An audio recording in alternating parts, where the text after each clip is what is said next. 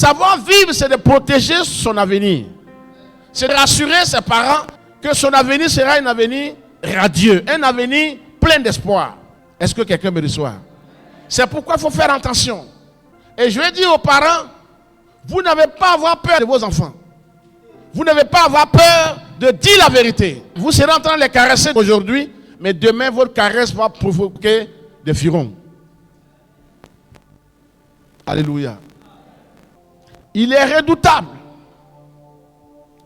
Allons-y voir. Voyez, quand vous regardez le roi David, qu'il a dit le roi selon son cœur, le oui selon son cœur, l'homme selon son cœur.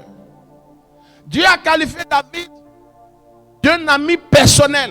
Alors que son père, Isaïe, avait combien? Pas Isaïe. Il avait combien d'enfants? Les garçons atteignaient 7.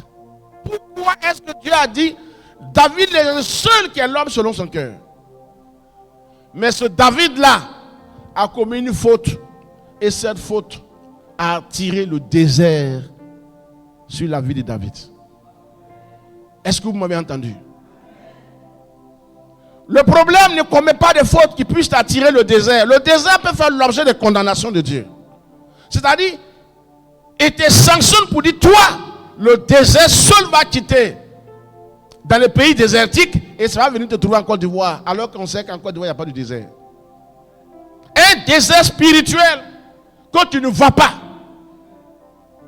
Tu marches sur la terre fertile, mais ta terre fertile revient du désert. Et tout ce que tu sèmes meurt et ne repousse pas. En réalité, lorsque vous sémez une semence, la semence est appelée à mourir avant de reprendre vie. Mais quelle est cette semence qu'on sème? Ça meurt, ça ne reprend pas vie. On attend que la terre nous donne ce qu'on a sémé, elle ne nous donne plus. On dit non, l'ordre vient de là-haut. Et si le Très-Haut a parlé, la terre ne fait qu'obéir. Tout le monde sème et récolte. Toi, tu sèmes, tu ne récoltes pas. Pourquoi? 2 Samuel 12, verset 10. Il dit, maintenant, l'épée ne s'éloignera jamais de ta maison. Parce que tu m'as méprisé. Et parce que tu as pris la femme du riz, le tien, pour en faire ta femme. Alléluia. David avait un soldat, un Étien, qui ne faisait pas partie de la grande famille d'Israël. Son meilleur soldat.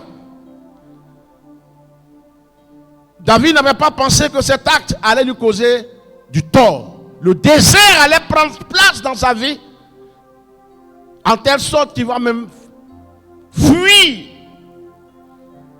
sa propre maison et qu'il va perdre même sa couronne pendant les longues années. Alléluia. C'est pourquoi je dis que chacun a son niveau, quel que soit ton statut dans la présence de Dieu, Dieu sanctionne si tu es en erreur. Alléluia. Vous voyez les hommes de Dieu, vous ne savez pas que Dieu les sanctionne, vous ne savez pas. Vous voyez les gens qui sont près de Dieu, vous ne pensez pas, vous ne dites non. Comme ils sont plus proches de Dieu et que c'est la bouche de Dieu, Dieu ne les sanctionne pas. Qui t'a dit? Voilà un gars, un homme appelé David. Dieu l'a sanctionné, lui a dit, l'épée ne manquera plus dans ta maison. Alléluia. Ça veut dire que la mort va continuer à frapper dans ta maison à cause de la faute qu'il a commise en prenant la femme de son meilleur soldat. Tu es avec moi dans la salle. Quelqu'un pourrait dire Dieu peut pardonner. C'est son ami, mais c'est son meilleur ami. Mais Dieu dit qu'il ne pardonne pas ces genre de choses. Si les hommes ne te condamnent pas, Dieu peut te condamner. Alléluia. C'est pour vous dire que nous devons faire attention. Comporte-toi bien. Ne regarde pas les autres. Comporte-toi bien. Tu tireras le fruit de la terre et tu seras rassasié de jour sur la terre des hommes. Les gens chercheront à te faire mourir mais ne pourront pas. Même ceux qui voudront t'envoyer le désert par leur propre volonté, ils ne pourront pas. Ils vont essayer. Mais le désert, quand il va arriver, tu verras qu'il n'y a rien à dire chez toi et le désert va retourner vers ceux qui l'ont envoyé. Alléluia.